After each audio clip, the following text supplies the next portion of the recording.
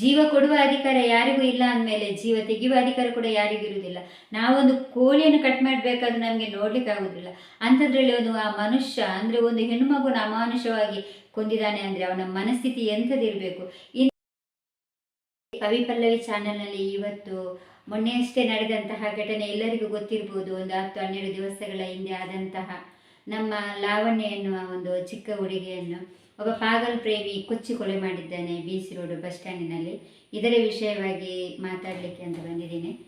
ಅವನು ಒಂದು ಸಂಜೆ ಹೊತ್ತು ಅವಳು ಡ್ಯೂಟಿ ಮುಗಿಸಿ ಬರುವಂತಹ ಹೊತ್ತಲ್ಲಿ ಅಟ್ಟಾಡಿಸಿಕೊಂಡು ಹೊಡೆದಿದ್ದಾನೆ.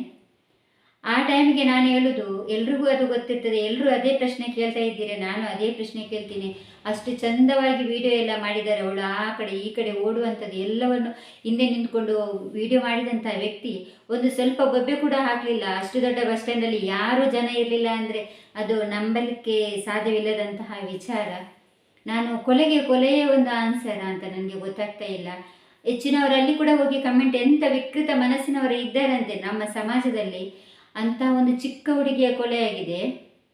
ನಾವೀಗ ಹೇಳುದು, ನಾವು ಕೂಡ ಎಲ್ಲಿಯಾದರೂ ಹೋಗ್ತೀವಿ, ಇನ್ನೊಬ್ಬರು ಆಗಿರ್ಬೋದು, ಮಕ್ಕಳನ್ನು ನಾವು ಸ್ಕೂಲ್ಗೆ ಕಳಿಸಿರ್ತೇವೆ. ಕೆಲಸಕ್ಕೆ ಹೋಗುವ ಹೆಣ್ಣು ಮಕ್ಕಳು ಎಷ್ಟೋ ಜನ ಇರ್ತಾರೆ. ಅವರು ಒಳ್ಳೆ ರೀತಿಯಲ್ಲಿ ಅಮ್ಮ ಬರ್ತೀನಿ ಅಂತ ಹೇಳಿ ಹೋದವರು ವಾಪಸ್ ಯಾವ ಸ್ಥಿತಿಯಲ್ಲಿ ಬರ್ತಾರೆ ಅಂತ ಹೇಳಲಿಕ್ಕೆ ಆಗೋದಿಲ್ಲ. ಈಗಿನ ಸಮಾಜ ಯಾವ ರೀತಿಯಾಗಿದೆ ಅಂದರೆ ವಿಕೃತ. ಅದೆಲ್ಲ ಆಗಿ ಅವನೊಬ್ಬ ಅಷ್ಟೊಂದು ಪ್ರೀತಿ ಮಾಡ್ತಿದ್ರೆ ಅವನ ಕೊಲೆ ಮಾಡ್ತಿದ್ದ.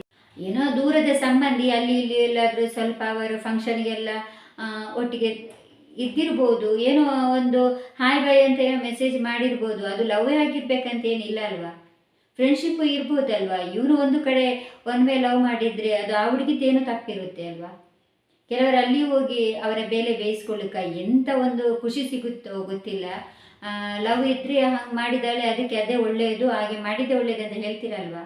ಹಾಗಾದಕ್ಕೆ ಒಂದು ಗಂಡ ಹೆಂಡತಿಯನ್ನು ಇಟ್ಕೊಳ್ಳಿ. ಈಗ ಅವರಿಗೆ ಮದುವೆ ಆಗ್ತದೆ, 5 ವರ್ಷನೋ 10 ವರ್ಷನೋ ಅದಕ್ಕಿಂತ ಜಾಸ್ತಿ ವರ್ಷನೇ ಸಂಸಾರ ಮಾಡಿರ್ತಾರೆ. ಅದೇನೋ ಒಂದು ಸರಿ ಬರಲ್ಲ, ಭಿನ್ನಾಭಿಪ್ರಾಯ ಆಗಿರುತ್ತೆ. ಆಗ ಅವರು ಡೈವರ್ಸ್ ತಗೋತಾರೆ. ಆಗಲೂ ಕೂಡ ಹಾಗೆ ಮಾಡ್ಲಿಕ್ಕಾಗ್ತದ? ಅವನಿಗೆ ಮೋಸ ಮಾಡಿದ್ದು, ಇಲ್ಲಾಂದ್ರೆ ಹುಡುಗ ಕೊಡ್ತಾನೆ, ಇಲ್ಲಾಂದ್ರೆ ಹುಡುಗಿ, ಯಾರಾದರೂ ಒಂದು ಕಡೆ ಅವರಿಗೆ ಸರಿ ಬರಲಿಲ್ಲ ಅಂದರೆ ಅವರು ಡೈವರ್ಸ್ ಕೊಟ್ಟರೆ ಹಾಗೆ ಸಹ ಅವಳನ್ನು ಕೊಲ್ಲಬೇಕು, ಇಲ್ಲಾಂದರೆ ಅವನನ್ನು ಕೊಲ್ಲಬೇಕು. ಆ ಥರ ಯಾಕೆ? ಒಂದು ಪ್ರೀತಿ ಮಾಡಿದರೆ ನೆಕ್ಸ್ಟ್ ಒಂದು ವೇಳೆ ಅವರು ಮಾಡಿದ್ರಂತಲೇ ಇಟ್ಕೊಳ್ಳಿ, ಯಾರಿಗೂ ಗೊತ್ತಿಲ್ಲ. ಆದರೆ ಸಹ ನಾನು ಹೇಳೋದು, ಈಗ ಅವಳಿಗೆ 22 ವರ್ಷ, ಅದು ಕೂಡ 4 ವರ್ಷಕ್ಕಿಂತ ಮುಂಚೆ ಅವಳ ವಯಸ್ಸು ಎಷ್ಟಾಗಿತ್ತಲ್ವ.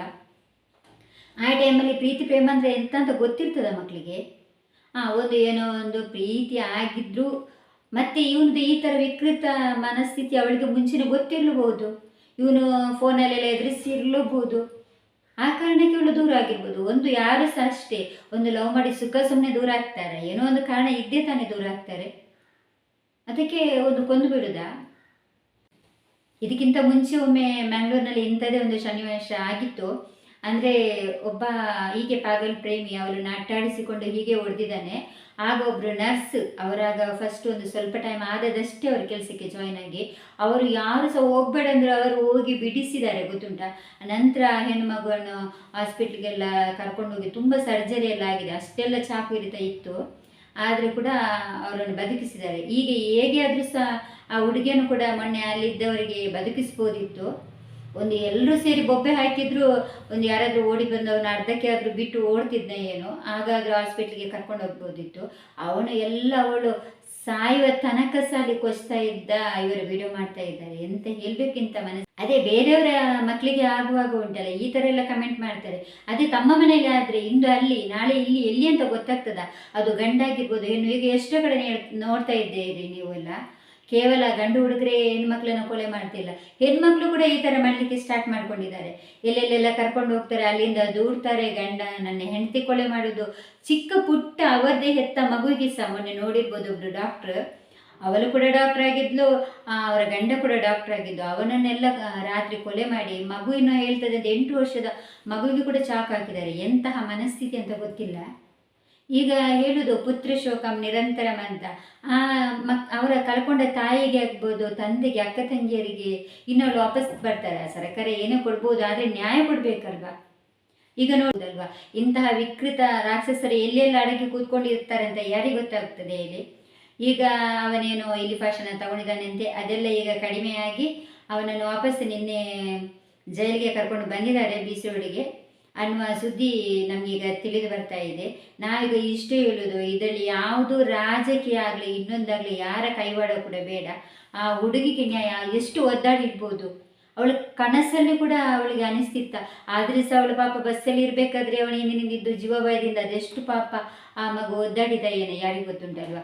ಈಗ ಆ ನೋವು ಅವಳದಲ್ವಾ.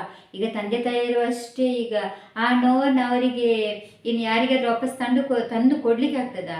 ಹೋದ ಜೀವ ಎಂತೂ ಬರೋದಿಲ್ಲ. ಆದರೆ ನ್ಯಾಯ ಸಿಗಬೇಕು. ಮತ್ತು ಯಾರು ಕೂಡ ಅಷ್ಟೇ, ಒಬ್ಬರಿಗೆ ಉಂಟಲ್ಲ, ಒಂದು ಚಾಕಾಗಿರ್ಬೋದು, ಸ್ವಲ್ಪ ನೋವು ಗಾಯ ಮಾಡಲಿಕ್ಕೆ ಸಹ ಇಂದು ಮುಂದೆ ನೋಡಬೇಕು.